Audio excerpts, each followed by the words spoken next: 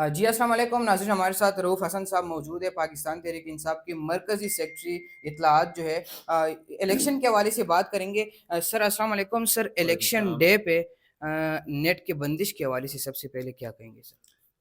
ये हम एक्सपेक्ट कर रहे थे कि जी ये सब कुछ ब्लॉक करेंगे ताकि जो हमारे वोटर्स हैं वो पोलिंग स्टेशंस तक ना पहुंच सकें, और इसके अलावा जो कम्युनिकेशन नेटवर्क है उसको ब्लॉक करके ये चाहते हैं कि हम इंस्ट्रक्शंस अगर कोई देना चाहते हैं तो वो भी ना दें। तो ये वो इसी फस्तायत का एक और रियासती जबर और फस्तायत का एक और शक्ल है।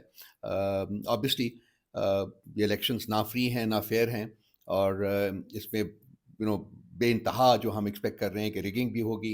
वो प्री पोल रिगिंग तो हम देख चुके हुए हैं कि किस तरीके से इन्होंने पीटीआई को कम्प्लीटली पॉलिटिकल एरिना से निकालने की कोशिश की है। और अब पोलिंग के दौरान और पोलिंग के बाद भी हमारे खदशात हैं, शदीद खदशात हैं कि ये बहुतात पे रिगिंग करेंगे और इलेक्शन के जो रिजल्ट्स हैं उनको बदलने की कोशिश करेंगे। सर, आपको क्या एक्सपेक्टेशंस क्या है जब रात को 1 बजे रिज़ल्ट अनाउंस होगा इलेक्शन कमीशन ऑफ पाकिस्तान की जानिब से, तो क्या वाक़ई सर वज़ीर-ए-आज़म नवाज़ शरीफ साहब बनने जा रहे हैं? देखिए जी, अगर तो फ्री एंड फेयर इलेक्शंस होते हैं, जो कि अनफॉर्चुनेटली नहीं नज़र आ रहा कि हो रहे हैं वो, तो हमें टू थर्ड मेजॉरिटी लेने से कोई नहीं रोक सकता था। हम अभी उम्मीद लगा के बैठे हुए हैं कि in spite of their efforts block करने में, कम्युनिकेशन ब्लॉक करने में, और जो ये रिगिंग करने जा रहे हैं, कर भी रहे हैं, प्री पोल रिगिंग कर चुके हैं, उसके बावजूद अभी भी हमें बहुत उम्मीद है कि हम इनकी इनकी इनकी तवक्कुआत से बहुत ज़्यादा बेहतर परफॉर्म करेंगे। सर, आज़ाद उम्मीदवार की हैसियत से सारे कैंडिडेट्स इलेक्शन लड़ रहे हैं। अगर सर जो ख़दशा ज़ाहिर किया जाता है कि आज़ाद उम्मीदवार किसी और तरफ भी जा सकते हैं, सर क्या प्लान है आपके पास उनके हमारे हवाले पास बैकअप प्लान्स हैं, आपको पता चल जाएगा 1-2 दिन में। इंशाअल्लाह ताला जितने भी हमारे आज़ाद उम्मीदवार हैं, वो हमारे साथ ही रहेंगे। वो हमारे आइडियोलॉजिकल वर्कर्स हैं, और उनको ये मंडियाँ तो लगाएँगे ही। सब लोग जो कि सियासत में इस किस्म का गंद लेके आए हुए हैं, ज़रदारीज़ हो गए या शरीफ्स हो गए, तो ये इस गंद के बावजूद ये मंडियाँ इन्होंने लगाई थीं।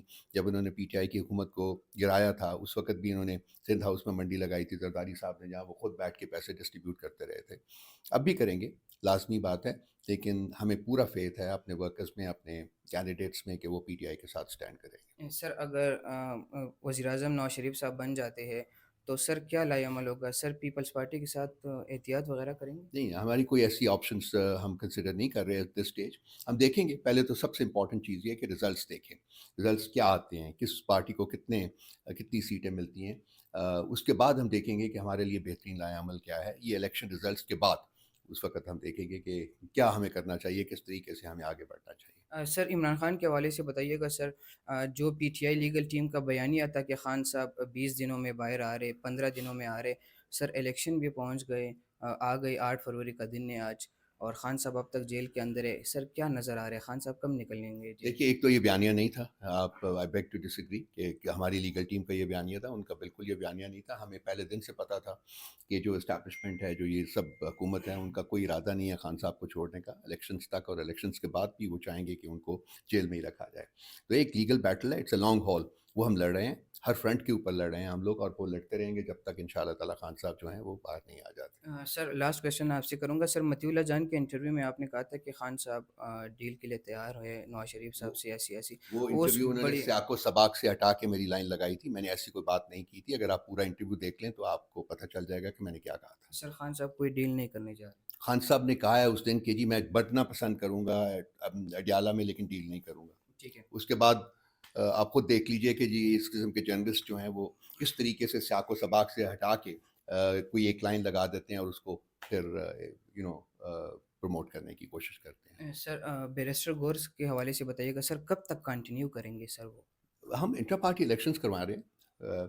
ये नेशनल इलेक्शंस के फ़ौरन बाद हमने कराना है। देखिए चंद दिनों में करा देंगे।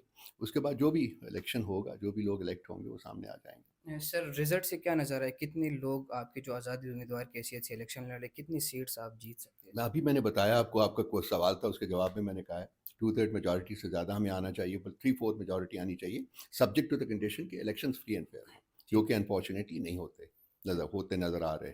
ना प्री पोल पीरियड में हुआ है, ना आज जो हमने देखा है सुबह से, जो ये सारी जो कम्युनिकेशन लाइंस की बंदिश की है, उसके बाद जो बाकी जो कुछ करने के लिए ये तैयार बैठे हुए हैं।